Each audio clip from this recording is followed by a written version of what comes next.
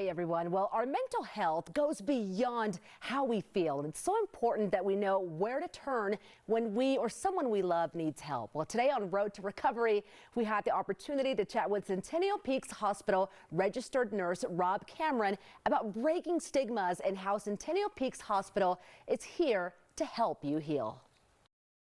Rob, thank you so much for having us here. It's nice to do in-person interviews occasionally. It is nice to be without the mask and see people's faces Exactly. again. Nice to see your smile. I love it. Excellent. Well, hey, I want to start by asking you, why do you love the work that you do?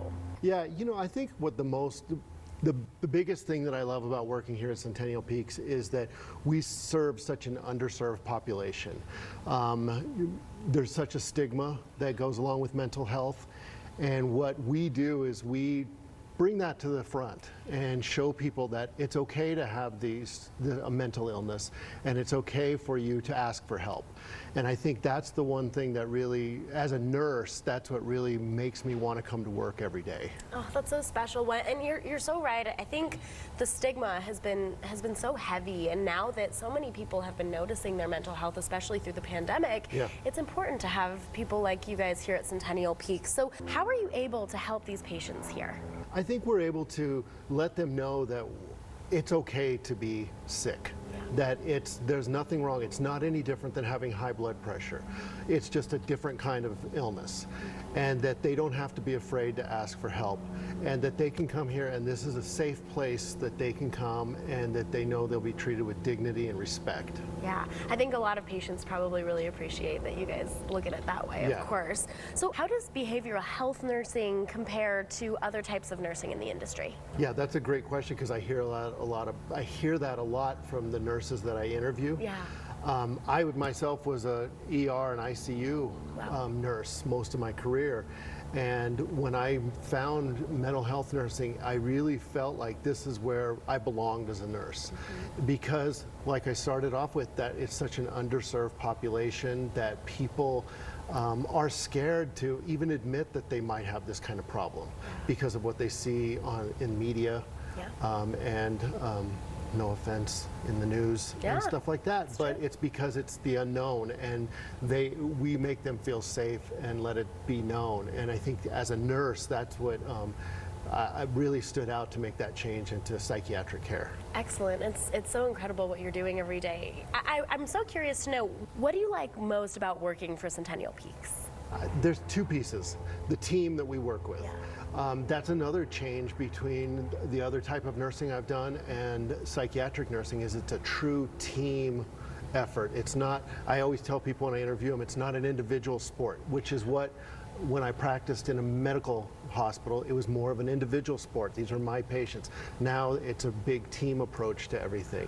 And then of course, like I talked about with the patients, that they have the courage to come and ask for help, and that we are able to do that for them. Are you pretty proud of your patients just for even stepping in the door? Absolutely.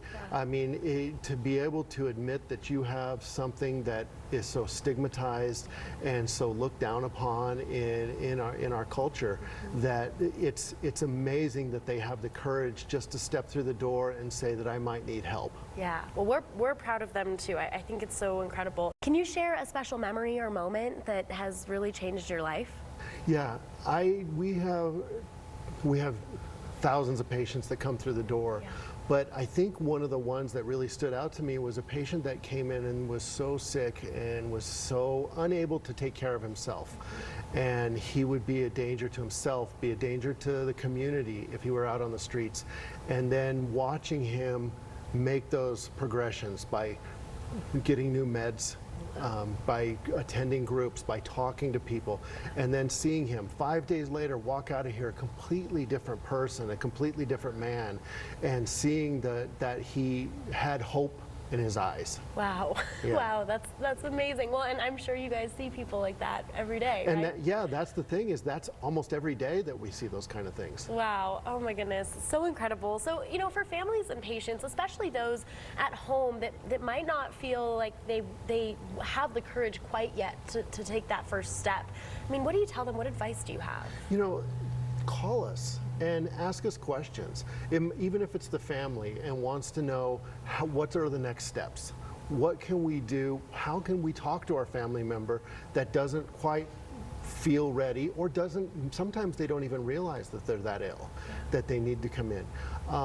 But I would say start asking questions, talk to your physician, if they have a psychiatrist, talk to their psychiatrist, or call us. We want to help. And that's not just to get a patient here, it's to help them find the resources out in the community that can help them as well. Yeah, well, Rob, what you guys are doing every day is just so amazing. It's so incredible, the life that you're giving back to people who might not feel like they have that, that drive right now. So thank you so much for meeting with us, and for hopefully giving people a little bit more drive to get that first step in. Thank you very much.